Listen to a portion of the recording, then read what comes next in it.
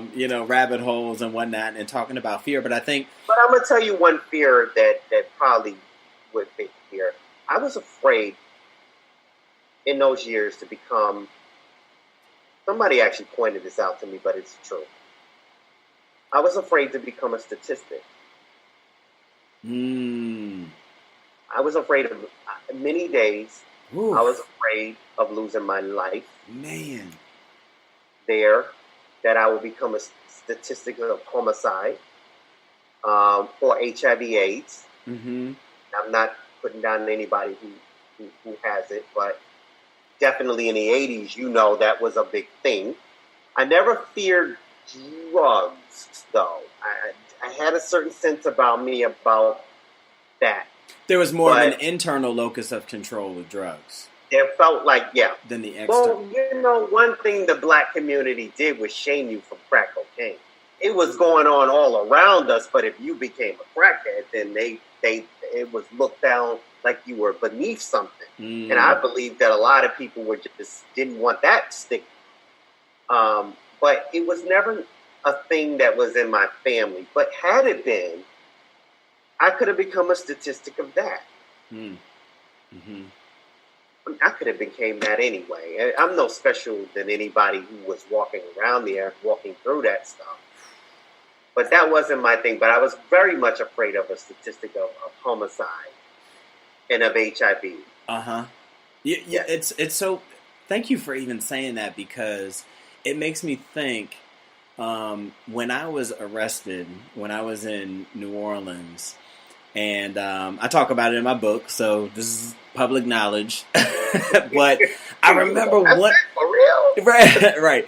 But one of the thoughts that went through my mind in that moment, as soon as they put the handcuffs on me and then they booked me in the station, I was like, shoot.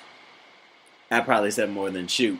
But I was like, I am now a statistic that I've been fighting so hard to stay away from. Right. Like, I am now one of those young black men who has been arrested. And there was a... What's that? There's certainly a loss for black men when they get an arrest. It's a loss of, a sense of freedom, innocence.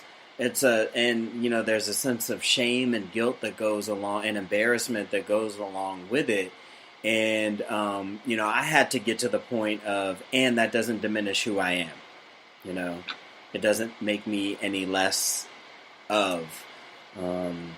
So I think you bring up a really good point about, just being a statistic, because I think that is a fear. And so let me do this, because this is a podcast all about hope, right? We've been talking about, some dark stuff and coming from, dark places and going through some really tough life stuff.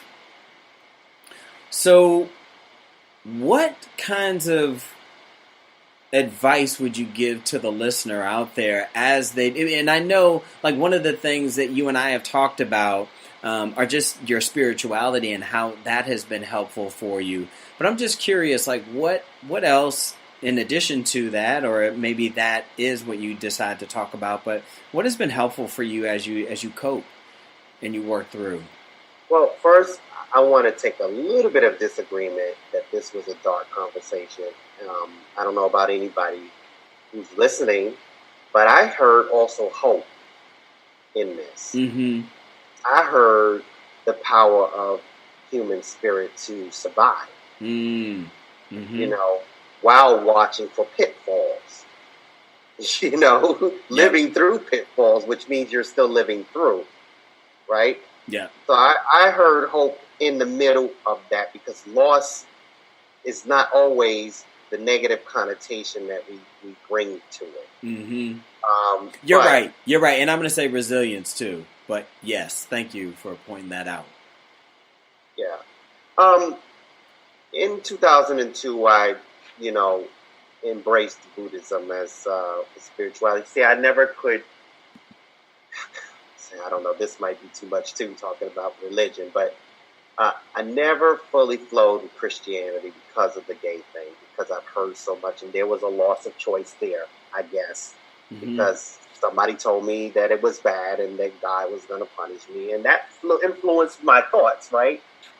But anyway, I came upon someone practicing Buddhism, and so that has been, at least since 2002, a strong thing in my life as far as pushing my thoughts in a positive direction. My grandparents and all of them, many of them, I lost so many people in the 90s. I lost at least 20 people in my life in the 90s. Changed the landscape of my life. But you know what? In some spiritual way, like when I graduated from my program, I just felt this sense of, I'm doing it for me, I'm doing it for them, I'm doing it for ancestors, I'm doing it for people who didn't get the opportunity, and that brings strength to me. Oof. You know? Give me chills just hearing you say that. We are not a people that just lay down and die. Never was and never will be. So that runs through me, it runs through you, it runs through many people of color, and I will go through gay people as well. You know, people who are in minority statuses, you have to survive. We have pretty much a will to live. Right? Yeah, absolutely. We have an instinct for life, not for death. It's like if you throw me in a pool, I'm going to try to get out of it. Right. If I can't you better doggy paddle if you don't know. Right. Want to live. Right. Sink or swim. Exactly. Yeah, and we swim. And so, you know, and I've heard a lot of people say, you know, if such and such happens to me, I don't know if I'd ever be able to, you know, be okay. I don't know if I'd ever be able to survive or this or that. Like, what do you say to somebody who thinks that? Well, they may feel that way because of what's happening in their spirit in that moment. And so there is something to be said about community, about people uplifting other people who are in similar situations. As I mentioned when I talked about Hetrick-Martin Institute and all, ain't no way I could survive, I think, through some of the treacherous stuff from the 80s without having something like HMI. Something without, like with Manuel or Miss Spiro. You need connection with other people. When you feel yourself not being strong enough. You know, I don't want to be cliche and say it take a village or nothing, but... But there's truth. Absolutely. There's truth. And since the Bushwick I knew was a village, and now I see something else, and maybe it's a village to them. Maybe, I don't know, maybe the newcomers are villagers too, but I don't know. It's still like you burned my village to get your village. But maybe we burn somebody's village to get, you know. Right. Yeah, it's like, where does the cycle begin and end? Absolutely. Right. But anyway, I won't go into it.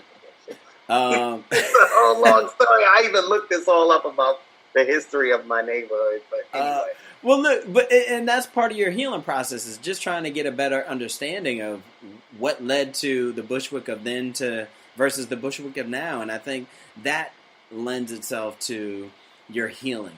You know, whether it's talking to others, whether it's opening up and having this community, or just educating yourself on where you came from, all of those things. It's not just a one deal, one-stop shop in terms of a healing process. It's an ongoing thing, because even like you said, years later, here you are, you're living in DC. You know, you're as a psychologist, and you're still curious about how things became the way they are. And if we approached our feelings, our emotions, especially through grief and loss, in a curious way, just like you're doing your research, I think it would lead to a lot different outcomes for people, rather than saying, you know, and staying in that mad and angry space. So what you were saying is you were angry at some point, and that anger changed into curiosity. And I think I'm not saying there's no anger there. Let's get that straight. But what I am saying is that I manage it. Right. You know, I don't know. I don't know. I can't speak for all black men, but I just feel like somewhere in there is some truth to the angry black man. Yeah, I mean, and that's okay. Like it's okay to be angry, and what do you do with that anger? Exactly. Right. But the more you educate yourself about our history, the more you can, at least initially, experience a feeling of loss and anger. When you get past the Martin Luther King story, which is a story unto itself, but when you realize the systemic efforts, there's a guy who wrote a book called The Color of Law. Mm-hmm. I think his name is Richard Rothstein. And he talked about how the federal government was systemically preventing black home ownership. You start to say, wow, this is such an intricate, interwoven fabric. History, yeah. It's way beyond wherever I am and what I'm thinking. This has been going on way before I was ever thought of. Of course you know that. But when you get on to it, I think you do experience a sense of like, wow, there's a sense of loss. Mm. But there's a power in that story at the same time. Mm-hmm. Yeah, and I think that's a great way to kind of encapsulate all of this, which is how do we empower ourselves through the pain? And not only ourselves, but others. Right. Right. Dr. Murphy, our time is winding down. So what I want you to do is, and I feel like we've gone through kind of the action steps. The listeners may not have even realized how subtle it was, but it was there. We talked about affirmations. We talked about, getting creative. Maybe not so much in depth, but we talked about you talking to people, doing the introspective work, being open with folks, and then practicing nowness through such things as like Buddhism. I want you to do me a favor and tell the people, like, if there were any words of advice or words of wisdom that you would give folks who are struggling to deal with, whether it's, this loss of identity or loss of innocence, loss of idealism. What words of wisdom would you give to them? You keep finding yourself. And nobody can tell you how to do that. You just have to find your way in doing that. But keep looking for yourself. That's it may come through education, it may come through talking to people, it may come through joining an organization, it may be reading books, watching certain movies, I don't know. But keep finding yourself. It may come through spirituality. It may come through travel.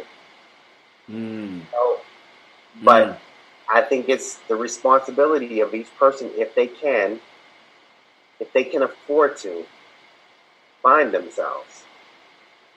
Look, and that's only part one, because then you gotta love yourself. Right. Well, look, I'm gonna have to have you back because I think we started to talk about a lot of different avenues that we could have a whole different show.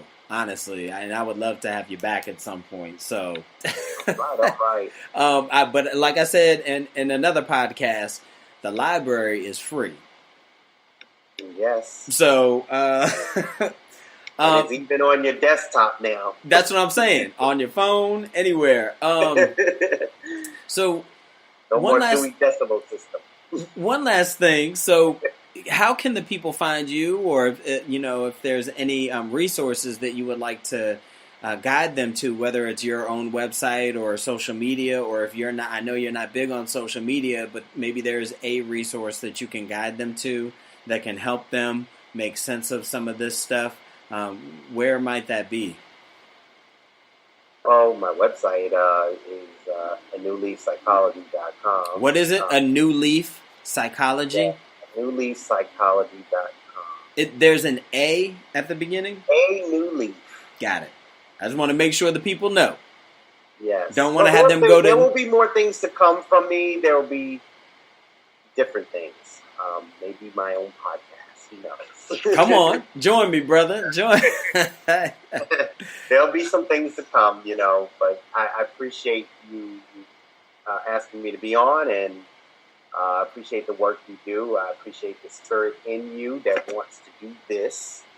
And it's been a pleasure.